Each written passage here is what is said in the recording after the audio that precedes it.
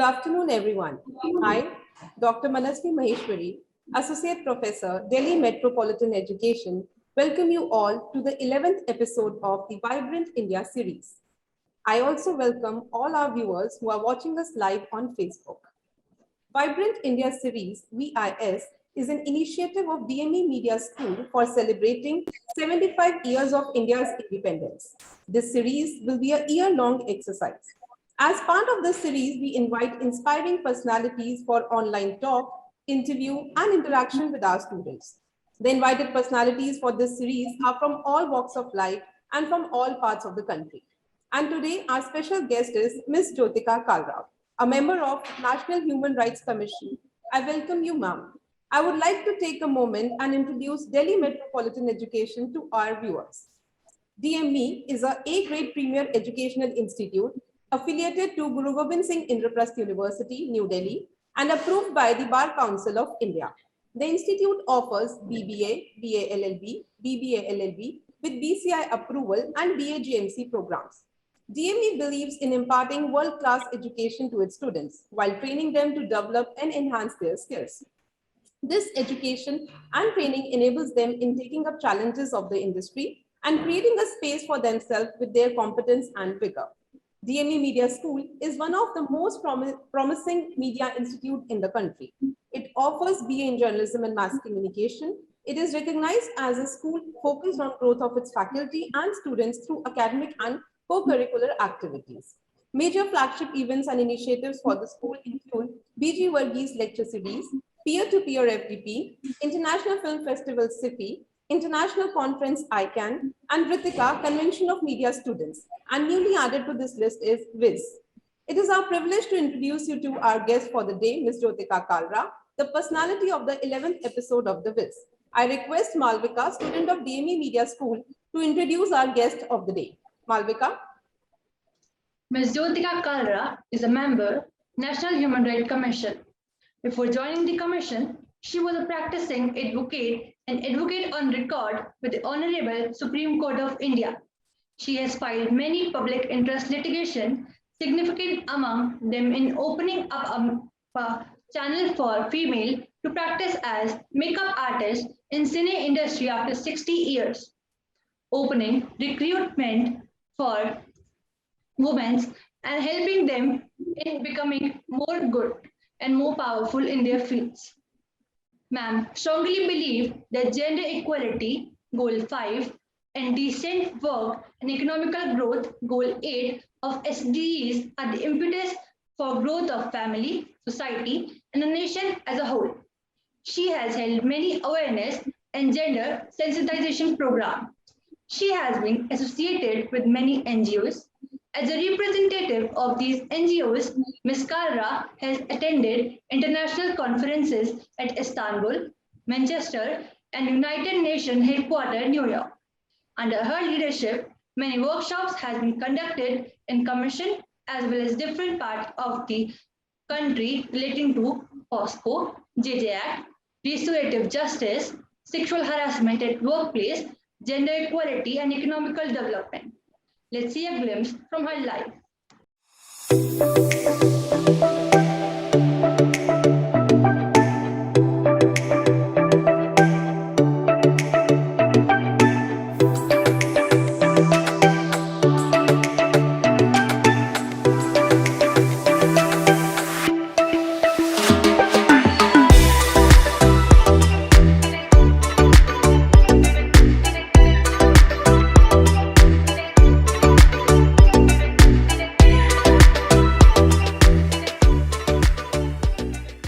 Thank you. Now I request Dr. Sushmita Bala, Head DME Media School, to welcome the guest. Thank you, Dr. Manasvi Maheshwari. Welcome everybody in this 11th episode of Vibrant India series. We launched this digital program on August 9 on the anniversary of Quit India movement. Vibrant India series is a tribute to all those people who made supreme sacrifices for the independence of our motherland. India will be completing 75 years of independence next year. We have started celebrations this year only, This program has been launched as a part of these celebrations. In this first episode of Vibrant India series, our guest was Brigadier P.K. Saxena, who had served the country in 2 wars. Following this, Madam Bhavareen Kandhari, a known environment activist, Professor Ujjwal Chaudhary, Senior Media Educator based in Calcutta, Dr. Nakul Parashar, Science Communicator and Director of Vigyan Prasar, Dr. Monisha Behl, Social Activist from the Northeast, based in Tejpur, Mr. Rajesh Badal, Senior Journalist, Writer, Filmmaker, and broadcaster, Colonel R.K. Durgan, Professor and Advisor at Amity School of Communication, Amity University, Noida, Mr. Ashish Kulkarni, the pioneer of the animation industry in India, based in Mumbai, and Madam Tripti S. Singhal, an entrepreneur and startup consultant, were our guest. In the last episode of Vibrant India series, Captain Dharmveer Singh, a versatile personality and an army man, motivated the students of DME Media School. In the making of this country, we all play our roles as a soldier, doctor, engineer, as an educator, journalist, lawyer, environment activist, social activist, as science communicator, filmmaker, and as human rights protector. Yes. Today, in this 11th episode of Vibrant India series, we are lucky to have Ms. Jyotika Kalra with us. She has been a senior advocate and author and is currently member of National Human Rights Commission. Welcome, Ms. Jyotika Kalra ji, and thanks to you that you are sparing your time with us. And thanks to all present here. Thank you. Thank you so much, ma'am. And thank you for highlighting the journey of WIS so far. Now I request Dr. Ambrish Saxena, Dean DME Media School and originator of WIS, to address the gathering and take the program forward. Over to you, sir. Thank you, Dr. Manasvi Maheshwari. As has already been introduced, we have an exceptional personality with us today.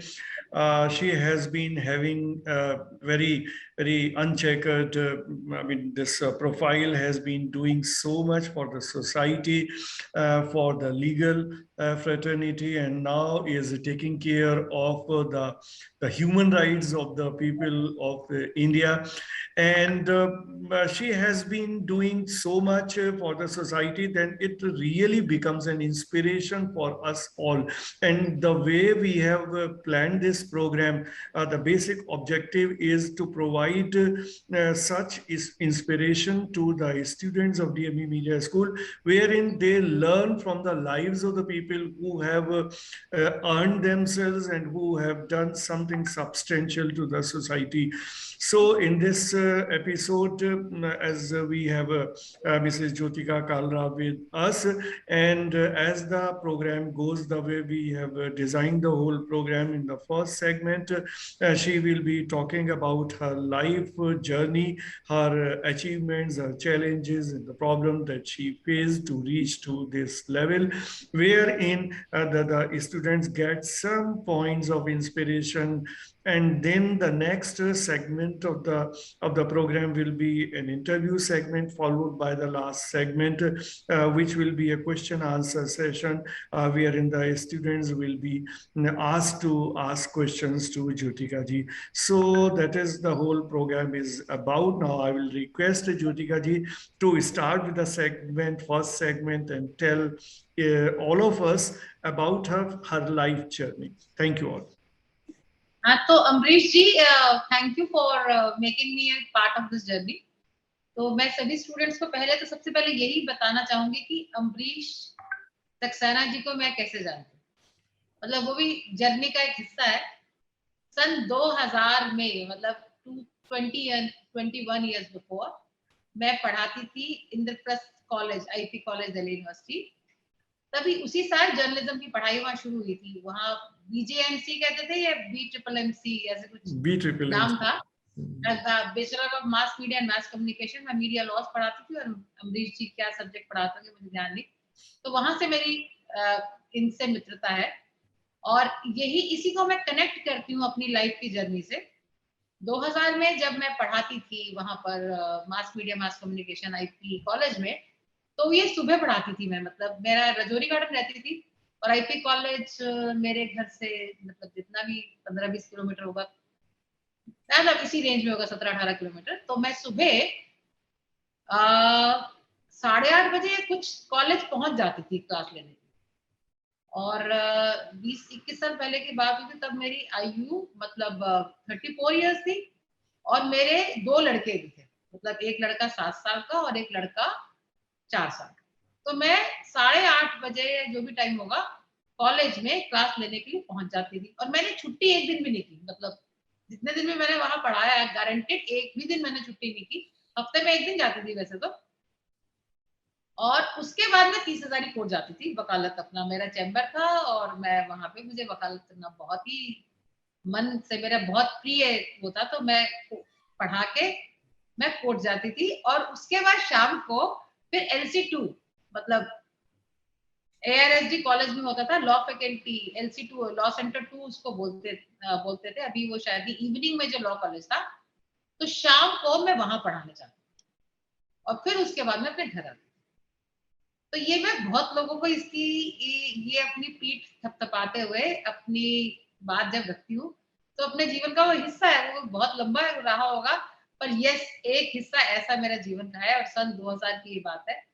तो मैं उससे बहुत उत्साही feel करती हूँ कि, और आज जो मैं एक सदस्य राष्ट्रीय मानवाधिकार आयोग है, तो इसका जो स्टेटस है that is equivalent to a supreme court जज और अ मिनिस्टर ऑफ स्टेट, मतलब केंद्र में एक राज्य मंत्री का दर्जा कह लें या एक सुप्रीम कोर्ट के जज का दर्जा बोल लें, तो ऐसा दर्जा मेरे इस पोस्ट का है।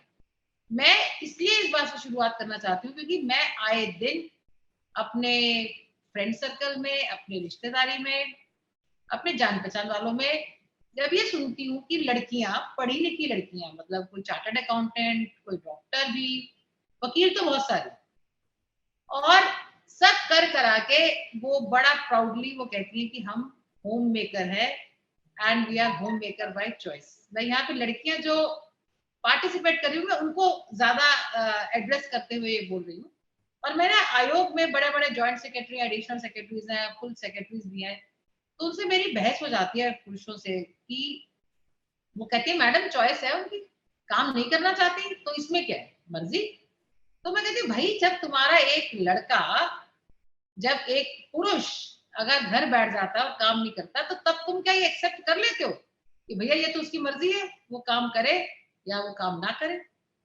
आई थिंक मुझे पिन कर दें आप इसमें, या मुझे नहीं आप बोलिए। अच्छा जी नहीं मतलब अगर मुझे अपना वो एनीवे सो मैं ऐसा महसूस करती हूँ कि उनसे मैं ये कहती हूँ कि जब एक पुरुष कहे कि मैं बाई चॉइस, ये मेरी चॉइस है, मैं घर बैठूंगा, मैं बच्चे पालूंगा या घर का काम करूंगा, पति की सेवा करूंगा, तो तब तो कभी ऐसा नहीं कहते। तब तो आपको लगता है कि ये तो नहीं हो सकता। तो पुरुषों को आपने तो उनसे अपेक्षित यह है कि भाई तुमने तो काम ही करना है, तुमने तो इकोनॉमिक एक्टिविटी में जाना ही है, अपनी पहचान बनानी है, और महिला को कि आप तो घर जो है सर्वोपरि है, मतलब अगर घर होगा तो सब कुछ होगा। तो यहीं से मैंने बात शुरू करी और यहाँ पे बात समाप्त भी कर सकती हूँ क्योंकि मेरी जीवन का ये जेनेसिस है, मतलब ये मेरी लाइफ का जेनेसिस है। और मैं, अगर अमरीश जी ने कहा कि आप इंस्पिरेशनल या जो भी शब्दों का चयन करें, तो आपने जब ये कहा तो मैं यही मैसेज अक्रॉस द बोर्ड देना चाहती हूँ। और ये मेरा काम नहीं है, पर फिर भी मैं बताना चाहती हूँ कि मेरे जो दोनों लड़के, वो बड़ा लड़का ये बालाजी से पढ़ा हुआ है विप्स में, और वो उसका 20th रैंक आया था, मतलब एडमिशन में ही वाज 20, और उसके बाद जामिया मिलिया इस्लामिया से उसने कन्वर्जन जर्नलिज्म किया और आज अपना अच्छा काम कर रहा है। और दूसरा लड़का तो IIT रुड़की से पढ़ा और फिर वो अभी येल स्कूल ऑफ मैनेजमेंट से मैनेजमेंट स्टडीज कर रहा है। और मेरा हस्बैंड जो है वो चार्टर्ड अकाउंटेंट है।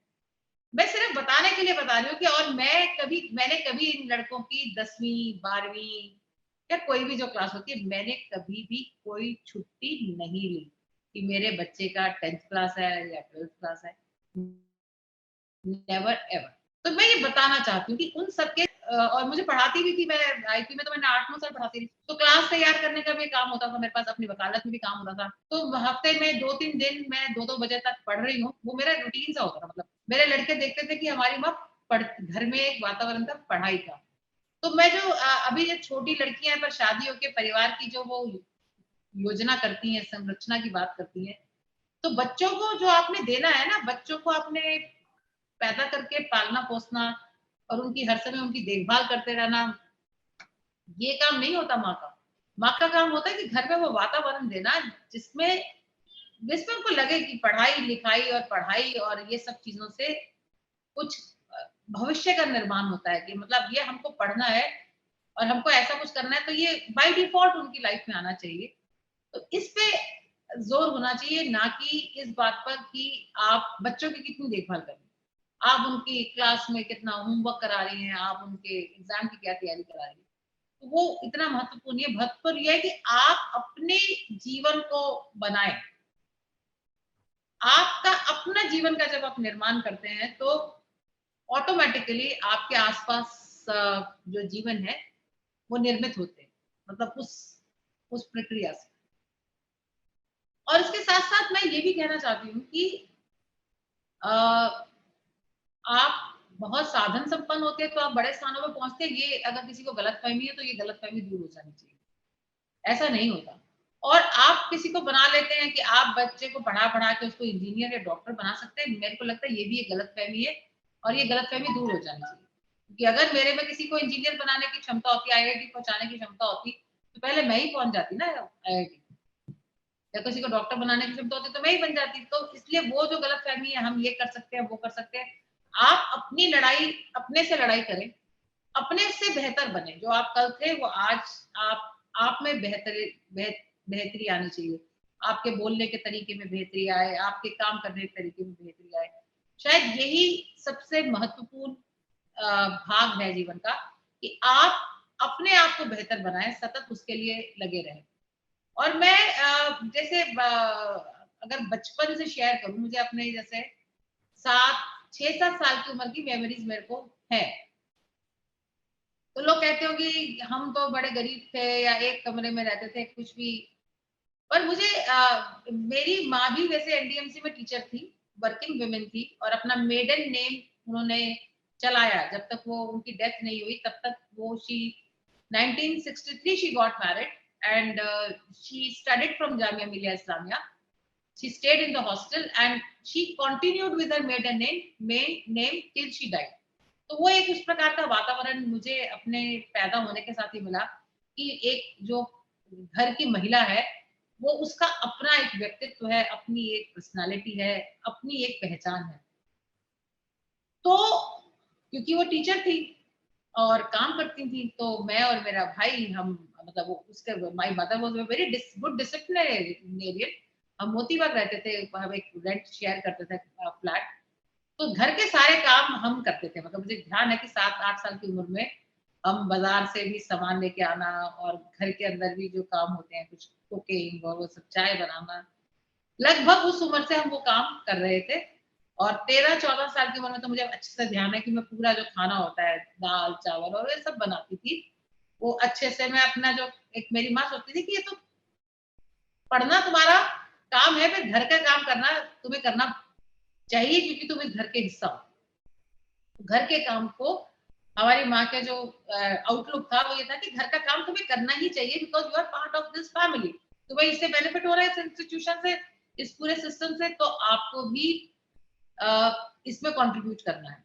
तो अपने को बड़ी फॉन्ड मेमोरीज है, मतलब अपनी जिंदगी में कभी ये मेमोरीज नहीं है कि हम कहाँ रहते थे, वो मकान छोटा था, वो मकान बड़ा था, पर बचपन से ही ऐसी मेमोरीज है कि एक रिकग्निशन थी घर में। मतलब हम बच्चों को हमारी माँ के उसमें मतलब एक पहचान थी।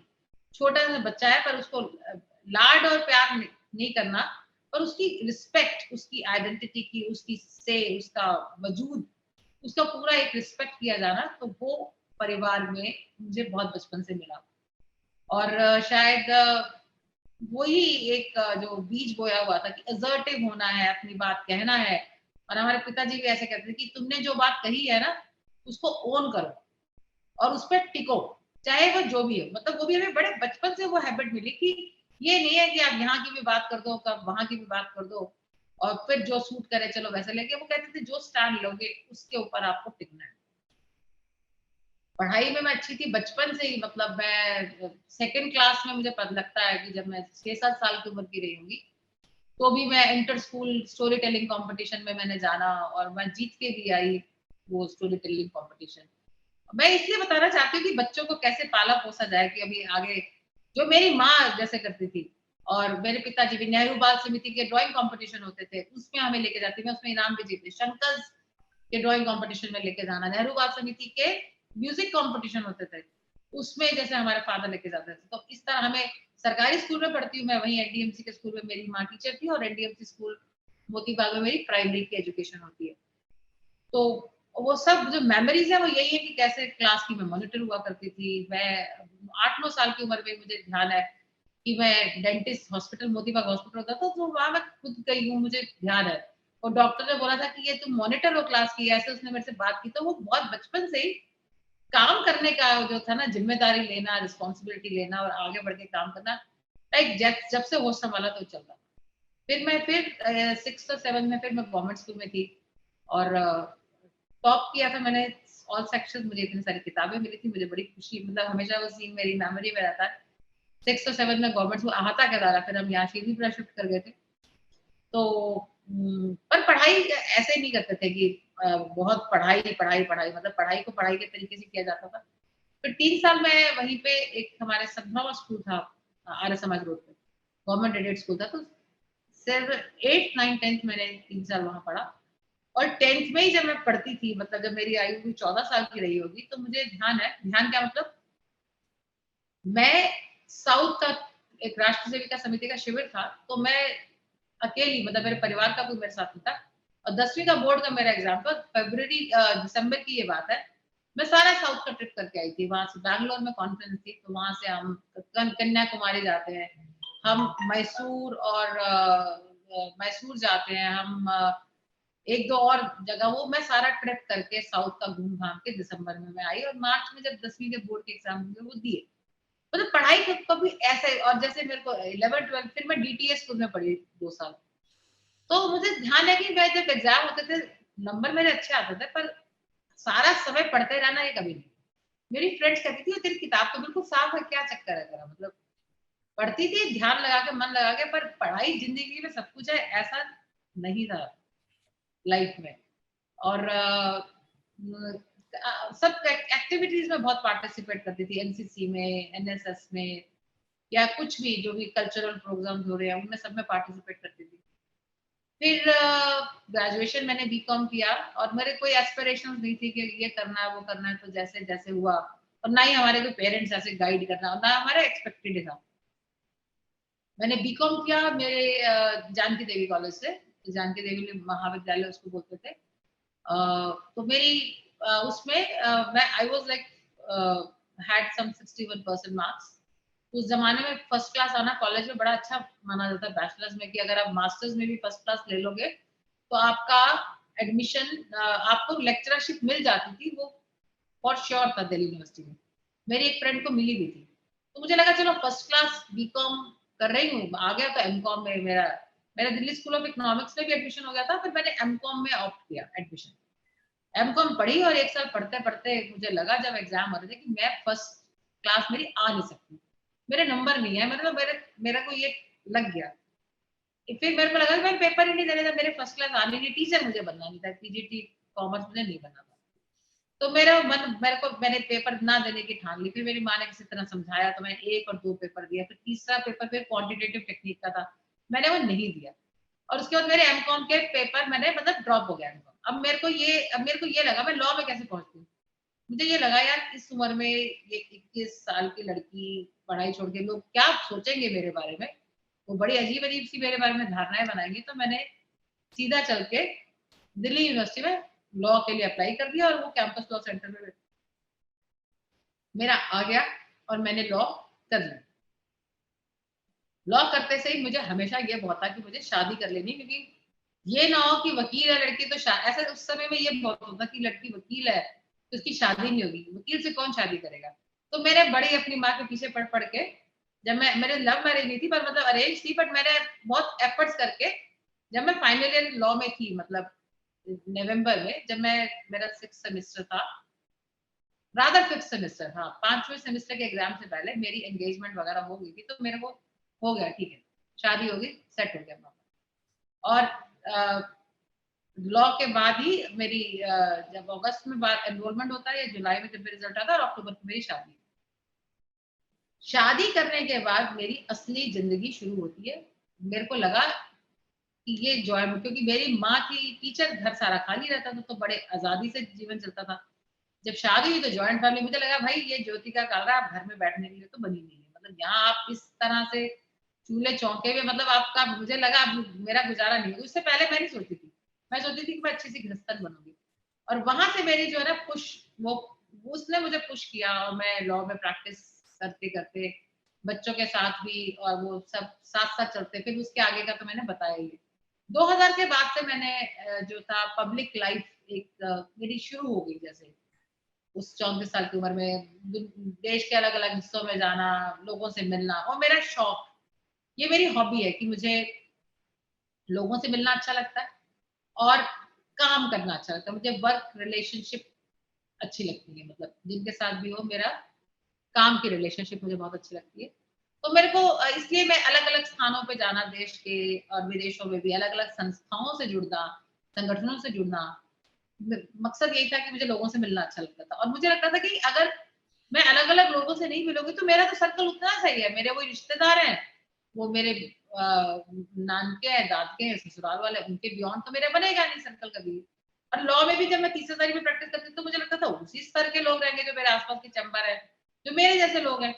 तो मुझे अगर अलग करना है तो मुझे अलग सर्कल में जाना होगा। तो मैंने अलग सर्कल, मतलब मैंने ऐसा डिलिबरेटली तो करना या नहीं करना, पर मुझे इस चीज का आभास था कि मुझे अलग डिफरेंट सर्कल्स में जाना है, जहाँ पे जाने पे मुझे थोड़ा डर लगे, जो मैं अनकंफर्टेबल हूँ धीरे धीरे मुझे उसको विल ओवर करना है। तो वो जर्नी चलती रही, 30 में वकालत करती रही। और फिर हाई कोर्ट में मैंने 8-9 साल के बाद हाई कोर्ट में शिफ्ट किया। और फिर मैंने AOR का एग्जाम दिया, और वो भी मैं बच्चों से शेयर करना चाहती हूँ। When I was like I was 45 year of age, एक बार दो बार मैं फेल हुई, मुझे ये बताने में, मतलब मैं छुपाना नहीं चाहती, पर मेरे को लगा कोशिश करते रहो। करा तो वो AOR एडवोकेट ऑन रिकॉर्ड तो मेरा हो गया, 2009 में ही हो गया था वो। फिर मैं AOR बन गई, मेरी अच्छी प्रैक्टिस थी। तो उसके बाद मैंने ऑफिस भी अपना 30,000 से बंगाली मार्केट में शिफ्ट कर लिया। और AOR बनने के बाद फिर मैं सुप्रीम कोर्ट में, हाई कोर्ट की, भारत सरकार की स्टैंडिंग काउंसिल बनती हूँ। I was handling very important cases. I was briefing the Attorney General and then Solicitor General. और उसके बाद मैं 2 कंपनीज की, जो कंपनीज एक्ट में फीमेल डायरेक्टर की एक रिजर्वेशन की बात आती है, 300 करोड़ से ऊपर वाली कंपनी की, तो मैं 2 कंपनीज में इंडिपेंडेंट डायरेक्टर भी बनी, power grid corporation India limited और मिंडा साइड। और फिर 2017 अप्रैल में मुझे यहाँ पे राष्ट्रीय मानवाधिकार आयोग में सदस्य के नाते राष्ट्रपति महोदय ने मुझे अपॉइंट किया। और उसके बाद मैंने फिर अपना जो डायरेक्टर थी मैं दोनों इंडिपेंडेंट कंपनी से, वहां से मैंने रिजाइन कर दिया। और उसके बाद मैं यहाँ काम कर रही हूँ, और यहाँ पे कई विभिन्न प्रकार के काम में, कुछ कंप्लेंट्स का भी काम होता है, कुछ क्या मतलब एक मेगा काम कंप्लेंट्स का होता है। इसके अलावा हम रिसर्च पे जाते हैं, कोर ग्रुप मीटिंग्स करते हैं, विभिन्न विभिन्न विषयों पर कॉन्फ्रेंसेस, और मानवाधिकार के विषय को एक अच्छे से समझने की कोशिश करते हैं। और शायद इसी प्रयास में आज हम आपके साथ बात कर रहे हैं। मैं अपनी बात को यहीं समाप्त करती हूँ, आगे बढ़ा सकते हैं। जी जी, धन्यवाद ज्योतिका जी अपनी पूरी लाइफ जर्नी बताने के लिए, and I believe it was quite interesting for everybody, particularly for the young people. But then the first thing that I would like to ask you, because the major problem that the student face, I mean, whatever you tell them or the parents might be telling something about their career and all, and we as teachers also guide the students as to what all they need to do to have a career in whichever area they want to make it. But then when it comes to taking a decision of a career, it is always a difficult decision for everybody. So how did you address that issue? I mean, whenever you thought as to in which profession you are going to be, so how did you decide? How did you take a decision regarding that? And then afterwards, how did you pursue what you wanted to do? नहीं अमरीश जी, मैंने ये मुझे लगता है कि कोई career को लेके कोई डिफिकल्ट डिसीजन मेरे हिसाब से तो नहीं है। मैंने स्वयं बताया कि मैंने पहले एमकॉम में एडमिशन लिया कि मैं लेक्चरर बनूंगी, और मुझे लगा मेरा नहीं फर्स्ट क्लास आ रहा तो मेरे को छोड़ देना, मैंने उसको छोड़ दिया।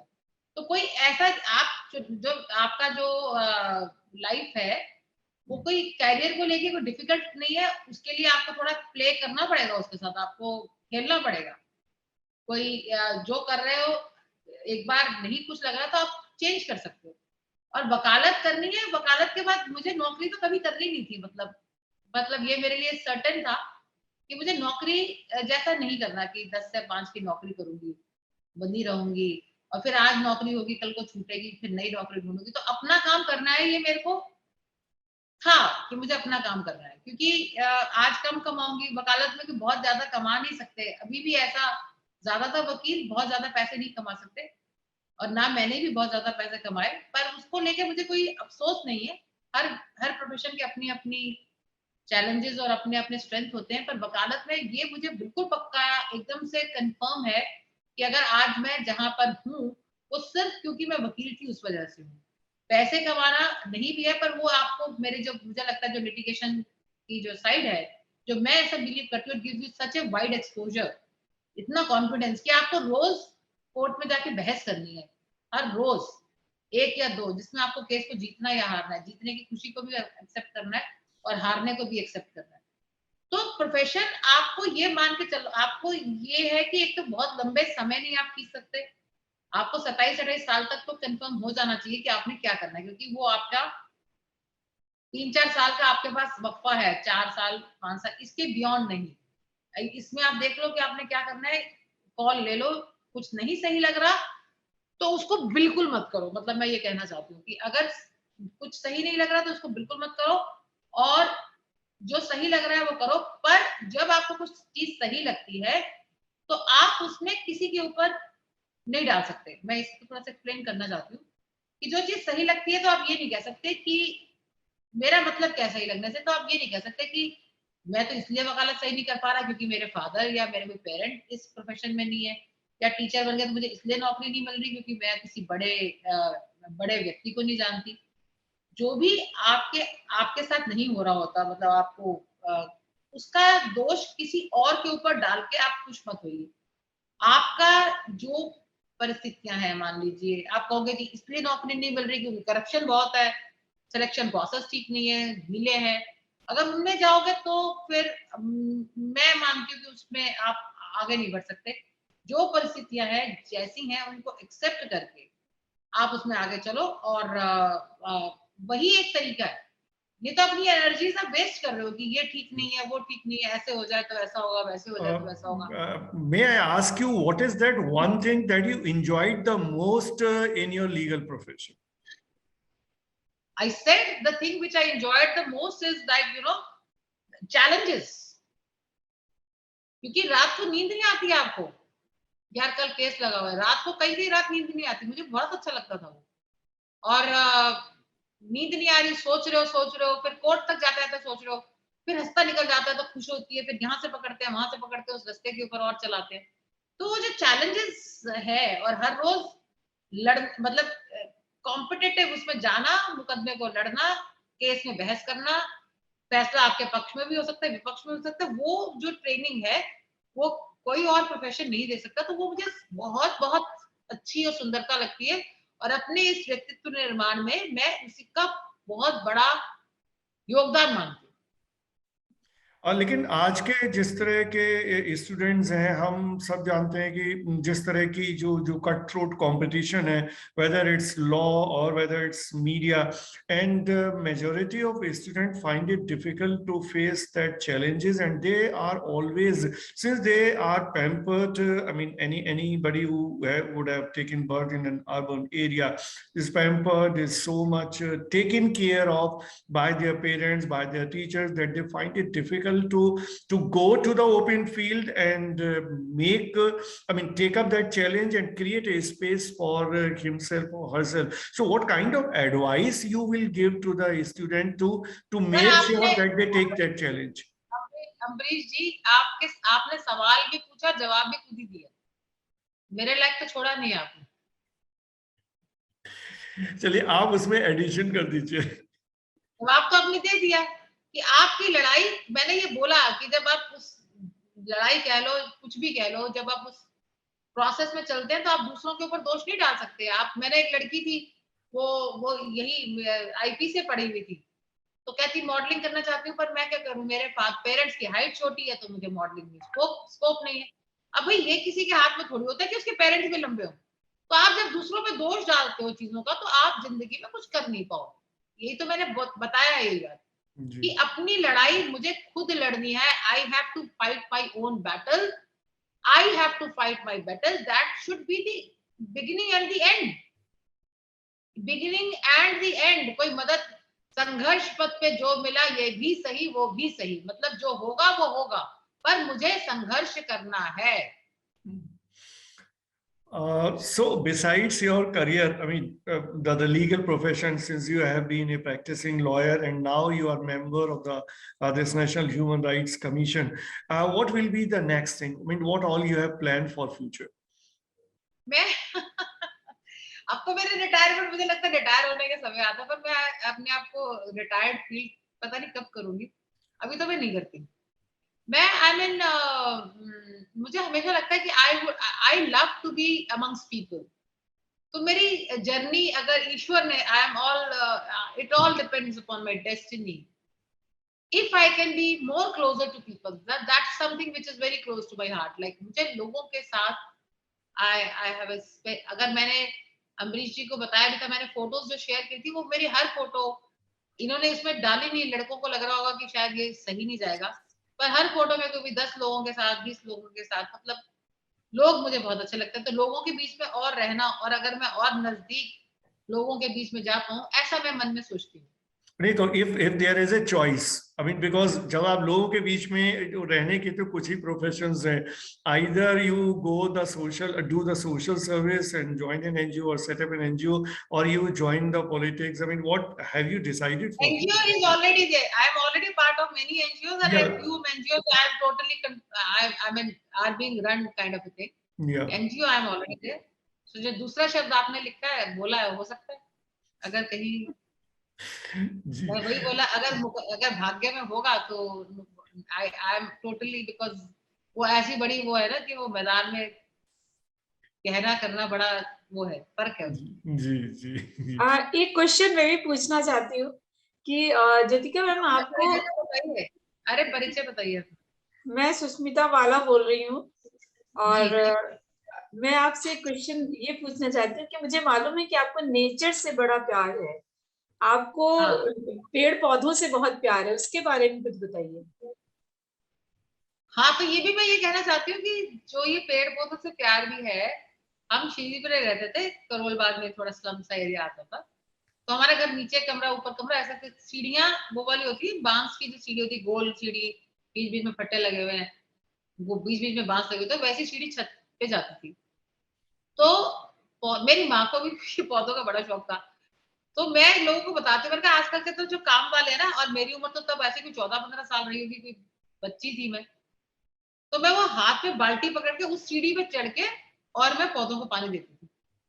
तो पौधों से मुझे मतलब मेरी जान टाइप है। आज मेरे पास हजारों पौधे हैं, मेरे ध्यान में चलता रहता है कि मुझे इस पौधे से क्या करना है, फिर इसको ऐसे करना है, फिर उसको वैसे करना है। सो इट्स लाइक मैं वही किसी को कहती हूँ कि आप क्यों इतना लोगों को, परिवार, मेरा पति, मेरे बच्चे और इसी के फिर बहू आएगी, तो मुझे तो मतलब I have enough to do with my things and gardening is one of them. It's very close to my heart and I keep imagining and keep doing also. ये कर दिया, वो कर दिया, वो मुझे मतलब मेरे को मतलब डिप्रेशन होगा तो मुझे लगता है कि शायद ये कर करके मैं अपने आप को उस डिप्रेशन से रोक पाऊंगी. मतलब इसीलिए मैं कहती हूँ कुछ भी ऐसी क्रिएटिव जो चीजें होती है लाइफ में, दूसरों की तरफ देखने की बजाय वो मेरे लिए क्या कर रहा है, उसने मेरा क्या किया, वो चीजें तभी खत्म होती है जब आपके पास अपनी एंगेजमेंट्स होती हैं, अपना करने के लिए आपके पास होता है. तो वो अपना करने के लिए आपका प्रोफेशन होता है, आपका काम धंधा होता है, आपकी पढ़ाई होती है, और एक जो जैसे मैंने बताया, जैसे गार्डनिंग का शौक हो सकता है, सिंगिंग का शौक हो सकता है, उसमें भी आप फिर दूसरों की तरफ नहीं देखते, अपनी एनर्जीज को आप चैनलाइज करते हो. तूने मेरा ये नहीं किया, तूने, मतलब ये बच्चों को, मैं लड़का लड़की जो जवान है, अब आगे शादियां होंगी, मैं मैट्रिमोनियल काउंसलिंग मतलब मीडिएशन, दिल्ली हाई कोर्ट में मीडिएटर थी, सीनियर मीडिएटर, 12 साल मैंने मीडिएशन किया और शादियों को लेकर झगड़े, और अभी तक मेरे पास लोग आते हैं. तो मैं उनको, मेरा ये कहना होता है कि आप जितना ये लड़ाइयों का जड़ मेजरली, नॉट ऑलवेज, इसीलिए होती है कि आप दूसरों से अपेक्षा करते हो कि वो मुझे प्यार नहीं करता. अरे वो प्यार नहीं करता तो तुम भी उसको प्यार मत करो, तुम अपना काम करो, अगला अपना काम करे. और वो अपना काम कैसे कर सकते हो, जब आपके पास कुछ करने के लिए होगी, जब आपके ऐसे कुछ शौक होंगे. जैसे मुझे जैसे गार्डनिंग का बहुत शौक है, या म्यूजिक का शौक है. अगर आप ऐसे शौक होंगे तो आपका जीवन काफी सुखमय हो जाएगा. जी, Jyotika ji, since you are a member of National Human Rights Commission and you, as you yourself told us, that you received and dispose of a lot of complaints and all, but then these are the young students. So if you can tell something more about the work that you do for the sake of the protection of human rights. नहीं, क्या ये अब मुझे सवाल का मुझे ध्यान नहीं है, मैं क्या जवाब दूं, मतलब इतने छोटे नहीं, से मतलब as a member of Human Rights Commission, what all contribution you do, what all work you do, which is in the larger interest of the society. Amrish जी, इस सभा में मैं इसके साथ न्याय नहीं कर पाऊंगी इस सवाल का जवाब देके ऐसे जी. उसके लिए एक अलग वो रखना पड़ेगा उसके लिए, मतलब जी. हाँ, सेशन, वो ऐसे 5-7 मिनट में बात नहीं हो सकती. ठीक है. So we move on to the next segment of the program and we ask the student to please come on the screen and ask the questions. Good afternoon, everyone. Good afternoon, ma'am. Good afternoon. Ma'am, I want to ask you 2 questions. What made you shift to being an advocate to join the NHRC? And what do you feel is the future of gender norm? Gender norms, teacher. इसका क्या सवाल, क्या स्पष्ट नहीं है, question क्या है? What is the future of gender norms? It is not clear. What exactly, Nandini, you want to ask? Sir, I just want to know about कि आगे क्या future है for, like, if you have just came to NHRC because you are advocate. So I just want to know कि अगर आपने एक reason से change किया होगा, just I want to know about the reason. नहीं भैया, नंदिनी जी, ऐसा चेंज नहीं करने की ऑप्शन होती. It is a privilege which is given to very few person. I am the only person up till now in National Human Rights Commission who has joined this commission as a lawyer. I am the only person. अभी तक इसमें एक former chief justice होते हैं, chief justice of India, एक supreme court के जज होते हैं, एक हाई कोर्ट के जज होते हैं, 2 eminent persons. So it is not that I have changed. I have been selected I have been appointed by the President of India, and the collegium which appoints includes the Prime Minister, the Home Minister, the leader of the House in Lok Sabha and leader of opposition in Lok Sabha, Rajya Sabha ka leader of the House and leader of opposition in Rajya Sabha. So it is not that I have changed my profession. It was an appointment for 5 years. It is term is going to be over in April next year. I am not at all interested in getting another term in my profession. मैं वकालत में बहुत खुश हूँ और मैं बड़ी खुशी अपनी वकालत वापस करूँगी. And she also wanted, Jyotika ji, she also wanted to ask, perhaps she was not able to frame the question properly. She wanted to ask about the gender issues or gender equality, or whichever way you interpret it. So if you can tell us something about that. ये अम्बरीश जी, ये gender का जो विषय मुझे बहुत गंभीर लगता है. अब जेंडर है, इसमें कोई दो राय नहीं है. महिलाओं को अपनी कॉम्पिटेंस प्रूव करनी पड़ती है, पुरुषों की कॉम्पिटेंस एज्यूम्ड की जाती है, इसमें कोई दो राय नहीं है. हैविंग सेड दैट, अब वो तो है ही, पर उसको कह के आप थोड़ी बैठ सकते हो. मैं भी जब मैं वकालत करती थी तो मैं आज ही किसी को बता रही थी कि सुप्रीम कोर्ट में मेरे एक जूनियर था, वो एक क्लाइंट को लेके आया. वो गांव का कोई बड़ा पुराना सा व्यक्ति था, बूढ़ा सा. तो जैसे ही वो मेरे सामने सीट पे आके बैठा तो उसने सीधा बोला, ये तो लगाइस है. उसको एकदम लगा ये तो औरत है, ये वकील कैसे? तो सब कुछ है, पर ये नहीं है कि वहीं पे शुरू और वहीं पे खत्म. आपको जो अवसर मिलता है, आपको मौका मिलता है. अब महिला होने के नाते ही मैं आयोग में जो बनती हूँ वो इसीलिए कि जो आयोग में गत 15 वर्षों से कोई महिला नहीं थी, तो मुझे अवसर मिला यहाँ पे आयोग के सदस्य बनने का. तो दोनों कंपनीज में मैं इंडिपेंडेंट डायरेक्टर बनती हूँ, which is a very premium, you know, premium appointment. That's also because I was a woman. वहां ये कंपनीज एक्ट में अमेंडमेंट होती है कि एक महिला डायरेक्टर आपकी होनी चाहिए. तो महिला होने के नाते आपको अवसर भी मिलते हैं. आप जो है उसको भूल जाइए. आप खुद, आप मेरे बच्चे, मैं काम करती थी तो लोगों के साथ मुझे लोग मेरे आसपास के तो सब महिलाएं घर में बैठ के बच्चे ही पाल रही थी. तो वो कहती थी देखो ये काम पे चली जाती है, एनु बच्चा नहीं, परवाह कोई नहीं. ये सब कुछ आपको सुनना पड़ता है. जब मेरे घर लोग आते थे कहते तो बच्चों से काम कराती है, तो ये आपको सुनना पड़ता है. या आप बैठे हुए, आपका पति उठ के जाता है, पानी लेके आता है, तो आपको ये सुनना पड़ता है. मतलब आपको झेलना पड़ता है, आपको स्टैंड लेना पड़ता है. जेंडर कह दे के खत्म कर देना कि बड़ा जेंडर स्टीरियोटाइप है, बड़ा मुश्किल है, बहुत आसान है. और अगर वो है, जो भी है, ये भी सही वो भी सही, जैसा भी है उसको हम आगे लेके जाएंगे. तो वो जेंडर कोई ऐसा नहीं है, जेंडर के फायदे भी होते हैं. So the next question will be by Ishika. Ishika. Ma'am, I want to know that what is that one instance from your life that you believe shaped you as a person? मैंने तो तुम्हें शुरू में बोला था ना अपना genesis life का क्या मतलब.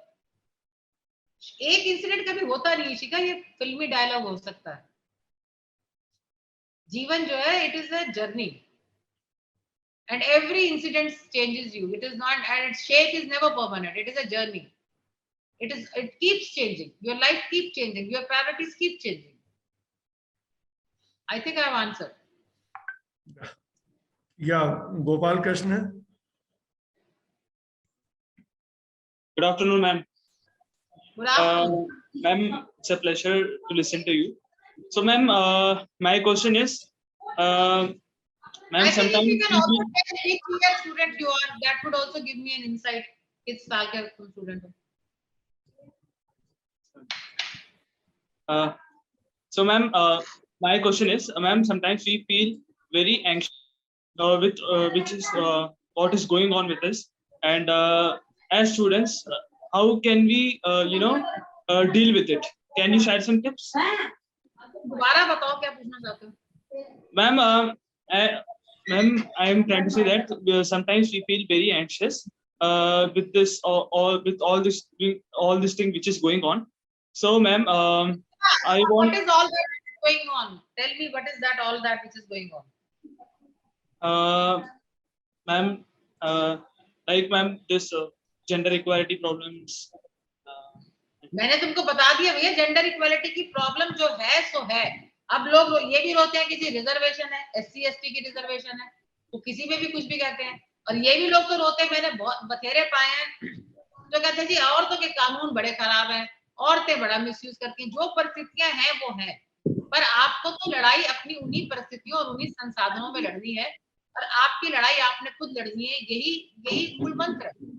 आपने निकालने कैसे रास्ता निकलेगा? आपके अलावा उस जहां पे आप खड़े हुए हो, वो रास्ता आपके अलावा बेहतर कोई और निकाल नहीं सकता. आप किसी से सलाह ले सकते हो, पर रास्ता आपने खुद निकालना है. So, if there is any other question. Okay, so we move on towards the end of this program.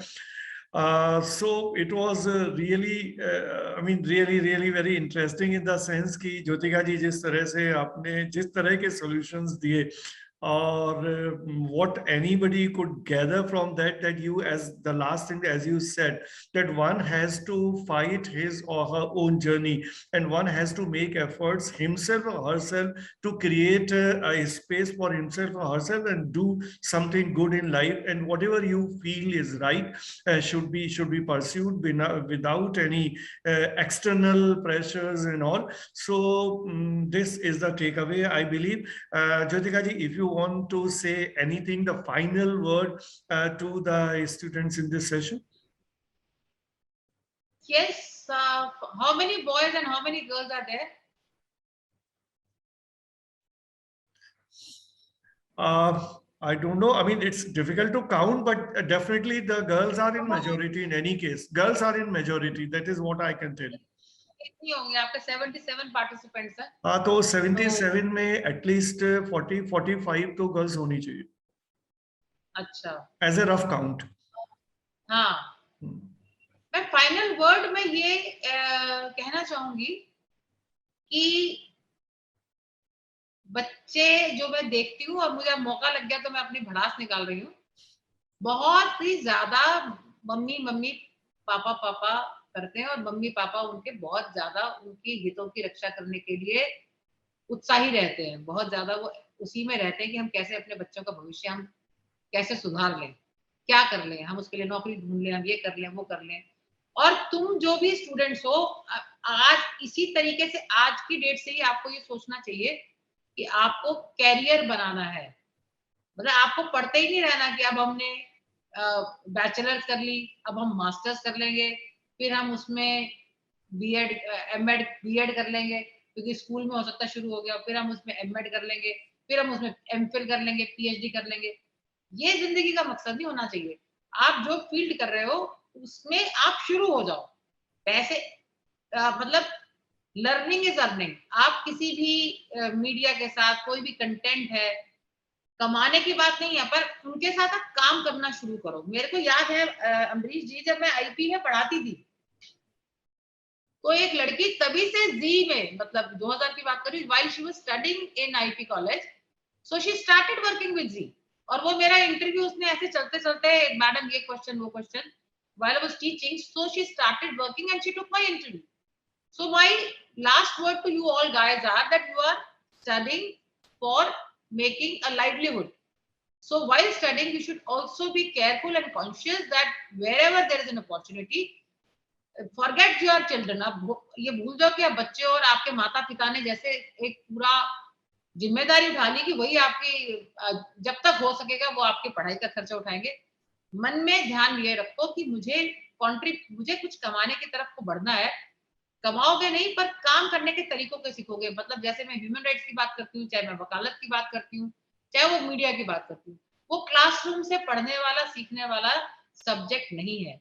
वकील भी कोर्ट में आकर ही वकील बनता है, मतलब वहां पढ़ना जरूरी है. पर आप इसलिए वो जो प्रैक्टिकल ट्रेनिंग होती है जिसको इंटर्नशिप कहते हैं, जो कॉलेज करो, साथ में किसी को ज्वाइन करो, मतलब पैसा नहीं भी मिलता उसको रिक्वेस्ट करो कि मुझे आप कुछ काम का अवसर दो. जो मार्केट है, जो इंडस्ट्री है, उसमें आप काम सीखो, वही आपको निखारेगा. ये मैं आपको कहना चाहती हूँ. ज्योतिका जी, इसके साथ ही हम चलते हैं कार्यक्रम की समाप्ति की ओर. आपने इतना समय हमें दिया और इतनी अच्छी तरीके से चीज़ों को स्टूडेंट को समझाया, और जो आपकी खासियत है, जो आपकी विशेष रूप से शैली है, तो जो बिना किसी एक्सटर्नल चीज़ों के, बिना किसी टेंट्रम के, बिना किसी के, बहुत ही सामान्य तरीके से अपनी बात लोगों तक पहुंचा देना, और वो हम एज कम्युनिकेटर भी मानते हैं सबसे इफेक्टिव है, because that becomes more acceptable to the people who are listening to you. So I believe कि सारे जितने भी स्टूडेंट्स इस सेशन को अटेंड कर रहे हैं उनको उसमें सुनने में मजा आया होगा. बहुत सारी चीजें उन्होंने ऐसी सुनी और समझी होंगी जो कहीं ना कहीं उनकी लाइफ के बहुत ही क्लोज हैं. So thank you Jyotika ji to be with us in this session. Thank you all those who are there in this session. Thank you.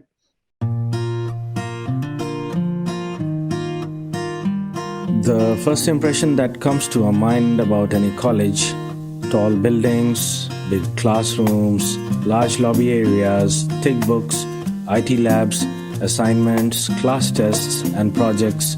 Nothing besides that. Every hour, minute, second spent here help us carving and shaping our persona, cultivating innovative mindsets for the challenging world. Learning is a lifelong process. Sharing knowledge, inculcating values of life, spark the innovative horizons of mind. Fun and frolic is the nature of every nook and corner here. A daily dose of thrill we are sure to get here.